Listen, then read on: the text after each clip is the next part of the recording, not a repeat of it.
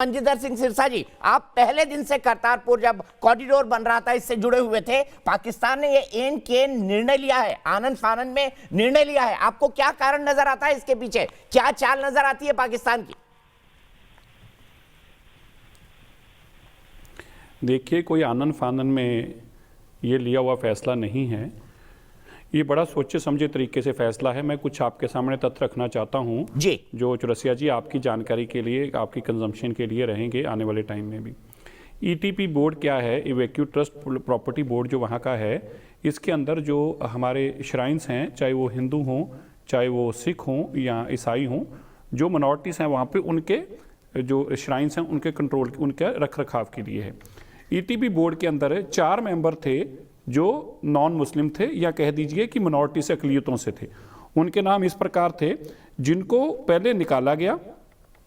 ये 4 मेंबर थे। एक थी वहाँ पे क्रिश्चियन जिसका नाम था शलीना बॉट, जो कि वहाँ के एमपी भी थी। रवि कुमार थे एक एमएलए हिंदू, वो थे। महेंद्र पाल सिंह सिख एक एमएलए थे, और एक गोपाल सिंह चावला जो कंट्रोवर्शियल रहा है। वो 4 लोग ये थे पहले ईटीबी बोर्ड में। पहले तो इन 4 को निकाला गया और 7 के 7 लोग आईएसआई के डाले गए। फिर पहला ये काम किया गया। दूसरे चरण में क्या किया गया कि जो करतारपुर गुरुद्वारा है उसकी मैनेजमेंट और उसकी मेंटेनेंस दोनों ही इस बोर्ड को हैंड ओवर कर देगी। और तारिक अनवर जो वहाँ पे हैं, जनाब तारिक अनवर जो लिखते हैं, ईटीबी बोर्ड के हैं, वो भी आईएसआई से हैं, उनको इसका रखरखाव की 9 मेंबरी कमेटी को इसकी जो है कमेटी बनाकर दी गई। अब समझने की बात यह है कि क्या ये अचानक हो गया होगा, और इसकी प्रवानगी किसने दी? इसकी प्रवानगी खुद वहाँ के प्रधानमंत्री जी ने कैबिनेट के अंदर दी, इमरान खान, जनाब इमरान खान साहब ने। अब आप कल्पना करके देखिए, इसको वाइस वर्सा कर लीजिए कि यहाँ पे जामा मस्जिद है, यहाँ पे बिरला मंदिर है। मान लीजिए बिरला मंदिर का रखरखाव एक ऐसी बॉडी को दिया जाए जिसमें कोई हिंदू ही ना हो, या जामा मस्जिद का रखरखाव एक ऐसी बॉडी को दिया जाए जिसमें कोई सिख ही ना हो, और वो भी सरकार का दायरा उसको कहे कि हम इसको मेंटेन करेंगे और हम ही इसका कंट्रोल करेंगे। तो क्या ये किसी को मंजूर हो सकता है? कभी भी नहीं हो सकता, और हम भी नहीं कहीं भी चाहेंगे कि कभी ऐसा सपने में भी किसी के साथ हो।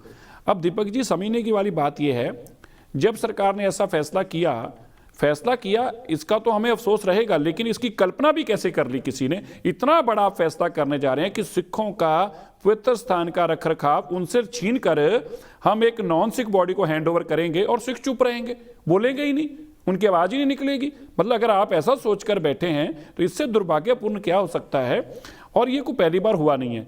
हमें अफसोस इस बात का है दीपक जी, अब तक जो वहां पे घटनाक्रम हुए वो कुछ इंडिविजुअल लोगों द्वारा किए गए थे।